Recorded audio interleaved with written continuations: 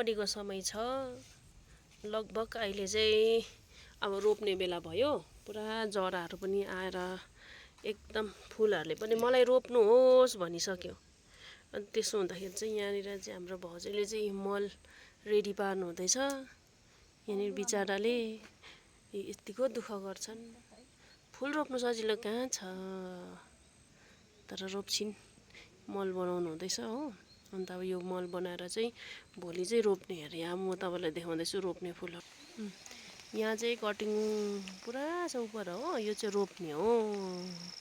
यसलाई चाहिँ रोप्नुपर्छ। अनि अर्को कुरा, मान्छेको लोभको भारो चाहिँ कहिले पनि भरिँदैन भनेको चाहिँ यही हो। अब यो गोदावरीहरू अस्तिदेखि कटिङ राखेर पनि एक दुईवटा रोपिसकेको छ। अझै रोप्नु पनि छ र पनि अब आज चाहिँ भाउजूले यो बुढो बोटहरूलाई चाहिँ निकालिदिनु हुने अरे नि त। यिनीहरूलाई चाहिँ निकालिदिनु अरे नि त। यसमा चाहिँ यसरी टुसा आएको छ हो। म मेरै घरको नरोपेर अल्छिले भइरहेको छ। त्यही माथि अब यहाँ भाउजूकोबाट चाहिँ यसरी काटेर लाँदैछ। अब कुनै नि कहिले रोप्छु त्यो चाहिँ फेरि थाहा पनि छैन। अब लोभको भार चाहिँ यस्तो हुँदो रहेछ है संसारमा।